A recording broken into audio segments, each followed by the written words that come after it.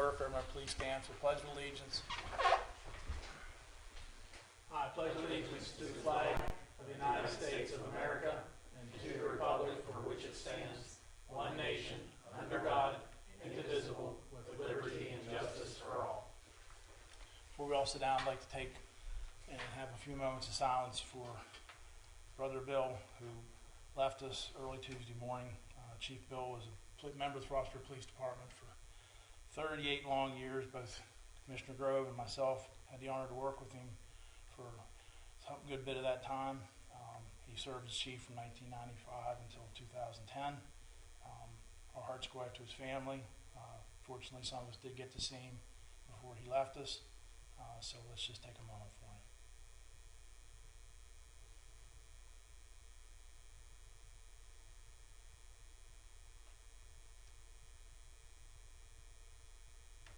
Okay, thank you all. Y'all can be seated.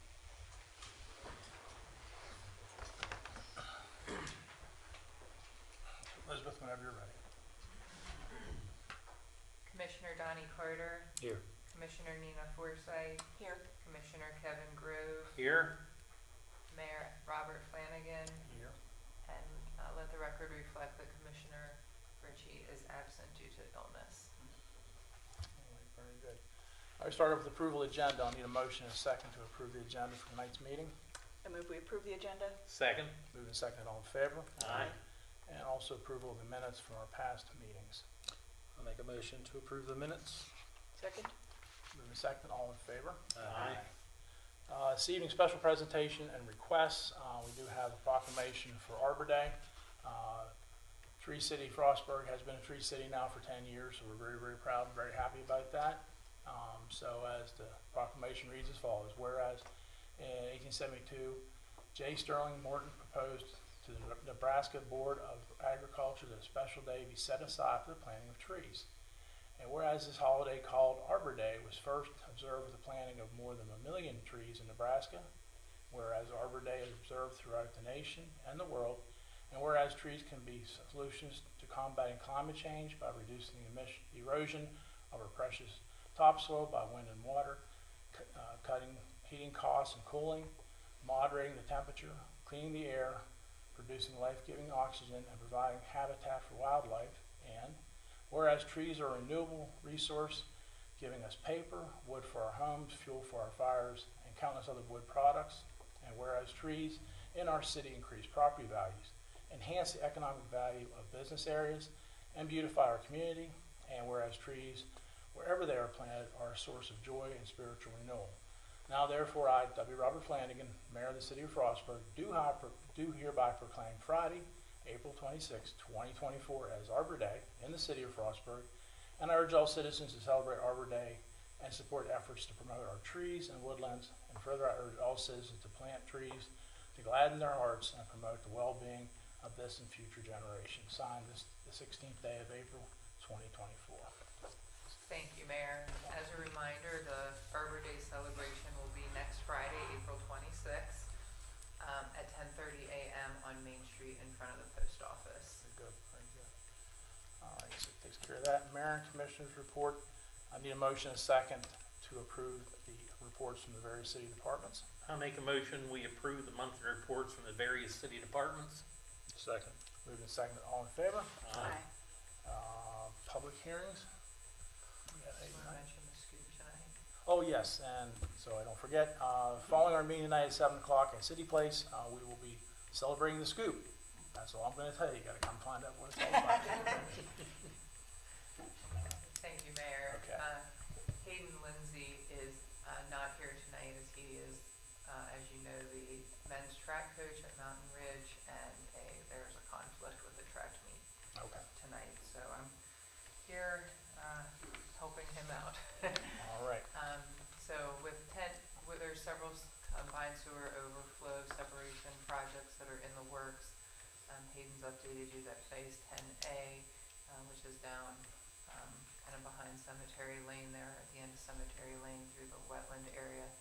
That project has begun. That's predominantly lining the existing sewer line that is in near the stream channel. And then 10B and 10C are the next two phases, which will be in the Washington McCullough Street area, and those are slated to move through the bureaucracy over the summer, and we should be hopefully getting those out to bid later this summer or early fall.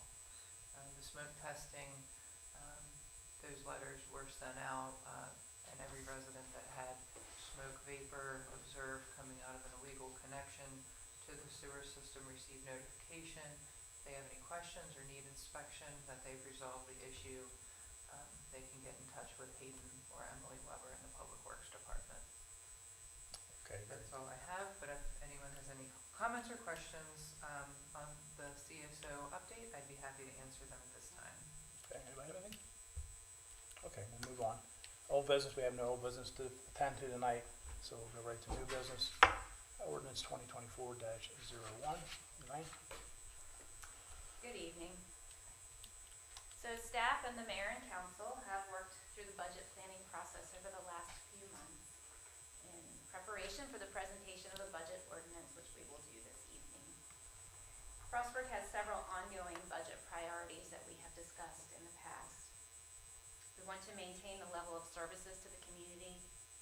We want to ensure that we continue to have safe drinking water, reliable sanitation, good streets and sidewalks. And we also want to retain professional and capable staff and focus on solvency and affordability. So the city faces the effects of inflation just as every citizen in the town faces individually. But we do, as the city, continue to strive to be good stewards of the resources that have been entrusted to us by the citizens of Frostburg. The operating budget that is presented this evening encompasses the corporate fund, water fund, sewer fund, water surcharge fund, and the garbage fund. Total budgeted revenues for this fiscal year coming up are $19,150,270, and total budgeted expenses for all funds are $18,932,570. The fiscal year 25 budget reflects an overall increase in expenses compared to the fiscal year 24 budget of $170,245, which is less than a 1% increase year over year. The budget maintains the real estate tax rate of 70 cents per $100 of assessed value, and this is the fourth year that the city will be maintaining that tax rate. This budget also maintains the personal property tax rate of $1.50 per $100 of assessed value, and it maintains the current water consumption rates, sewer consumption rates, water surcharge rates, and CSO surcharge rates. The bay restoration fees mandated by the state, and that's also remaining unchanged. The sewer rate has been unchanged for 5 years, projects in both the water and the sewer funds over the years. There are 2 rate changes that are included in the scheduled municipal fees that I would like to point out. There's an increase in the quarterly garbage rate per unit of $1 per quarter per unit, or a total of $4 per unit per year. This is reflected on page 2 of the scheduled municipal fees. And there's also an increase in the special garbage pickup rate per load, and that is $75 per load, and that will be on page 3 of the scheduled municipal fees. But there are no other changes in the fee schedule this year. The corporate fund budget includes an allocation of $130,900 in distributions of hotel motel tax revenue to outside organizations, which is returning about 84% of the total revenue the city receives back to organizations who bring visitors to our town during the year. The budget includes around $2.9 million of American Rescue Plan Act project expenses. So all ARPA funds have to be obligated by the end of this calendar year, although the projects can be completed after that date. But the city is under obligation or necessity to obligate those funds by the end of the year. So the details of the budget are available online. The documents present the revenues and expenses by fund, by department, and by detailed line item. So I'm happy to address any questions anyone has about the budget this evening, or I'm available, of course, here at City Hall or by email.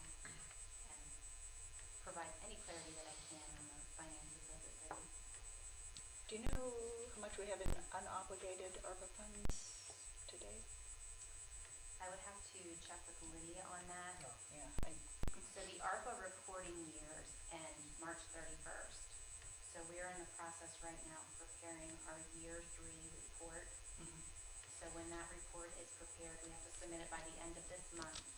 That will summarize all funds that have been spent to date, as well as what is obligated and unobligated. So at the conclusion of that report, then we'll be able to give you a firm number. And there's nuance in the Yeah. terminology, so, we've been showing you the allocated list where, money's been set aside.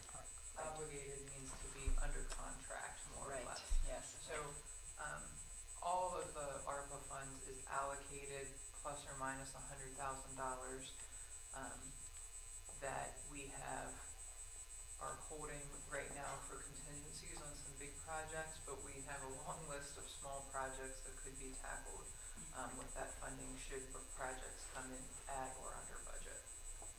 Good luck. So this evening, I would respectfully request a motion and a second to approve ordinance 2024-01 on first reading and to set the May 21st, 2024 council meeting as the advertised public hearing. So that is Tuesday the 21st. I'll make a motion to approve ordinance 2024-01 on the first reading. Second? Moved and seconded. Any public comment? Hearing none, all in favor? Aye. Thank you very much. Thank you, Elaine. Appreciate all your hard work, as always. Definitely a team effort. Yes, ma'am. Okay. Miss Bethany? Good evening, everyone. At your work session last week, I presented a lengthy proposal that was submitted to us by Wallace Montgomery based in Hunt Valley, Maryland, to prepare our comprehensive plan that will kind of set the stage for our next 10 years worth of planning efforts in terms of land use, housing, transportation. It touches a lot of areas. So I would respectfully ask for a motion and a second to award the contract to Wallace Montgomery in the amount of $193,000 $193,022. Make a motion to approve resolution 2024-17. Second? Moved and seconded. Any public comment? I just want to add that the reviewers gave Wallace Montgomery the highest rating. Yes. So they're pretty obviously the best choice. Pretty impressive document. Yes. Very impressive document. I hear no input. All in favor? Aye. Thank you. Thank you, ma'am.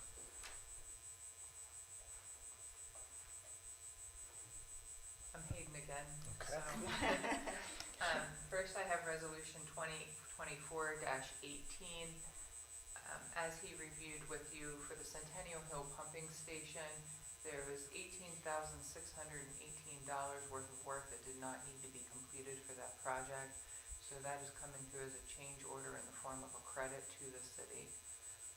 If there's any questions on that, I'm happy to answer them. Otherwise, I'd ask for a motion and a second to approve resolution 2024-18. Oh, it's pretty easy. Yeah. I move we approve resolution 2024-18. Second? Moved and seconded. Any public comment? Hearing none, all in favor? Aye.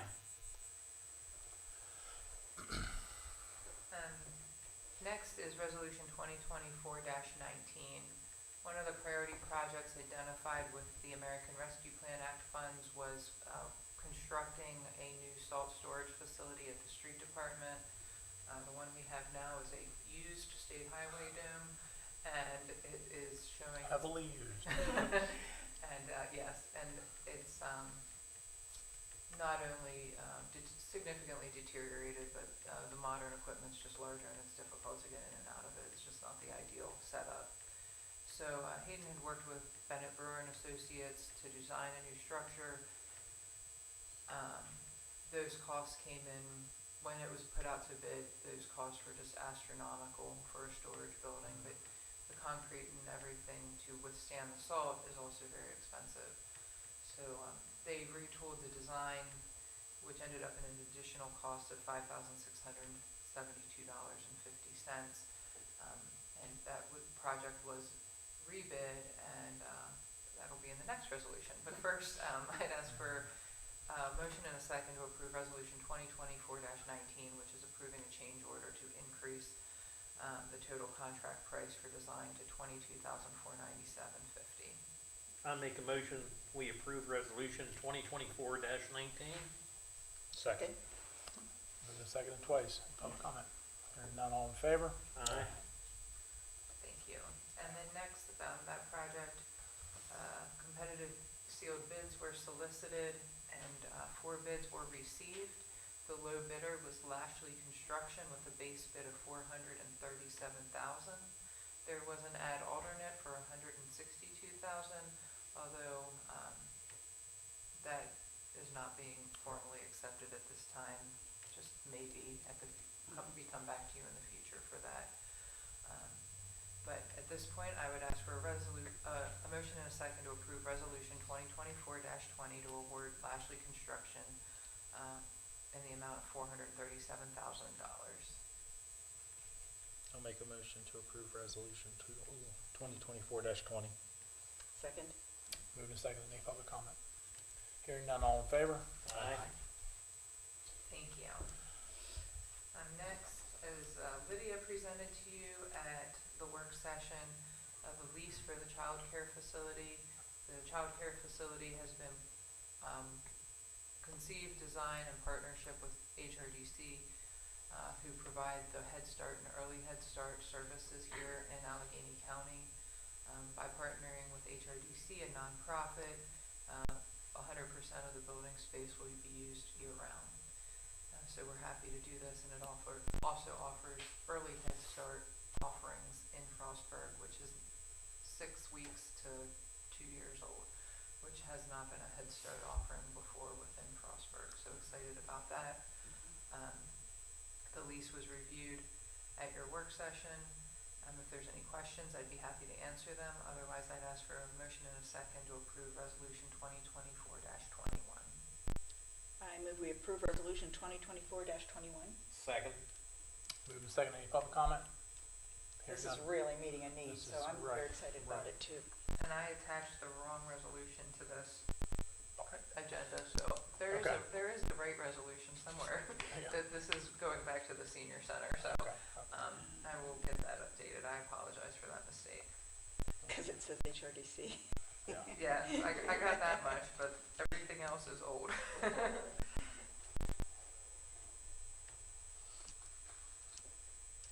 Did you call for a Oh, I'm vote? sorry. I'm sorry. We're all in favor. Okay, thank you.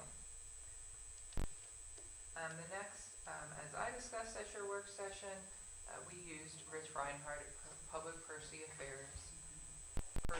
Affairs as a lobbyist with state government. This was the first time the city has used a lobbyist, and we had worked with him over the last 5 months as the mayor and council had approved a contract with him from December 1 of last year through April 30 of this year. And I think everyone has been satisfied with his services, or more than satisfied with his services. From my perspective, it's been a pleasure to work with him, and he's certainly been able to advocate for Frostburg and Annapolis and get some good inroads and conversations started regarding some of the challenges and issues that we're facing right now.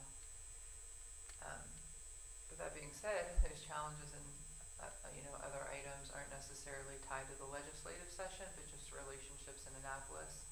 So here's a proposal to continue those services through the remainder of the calendar year in the amount of $14,000.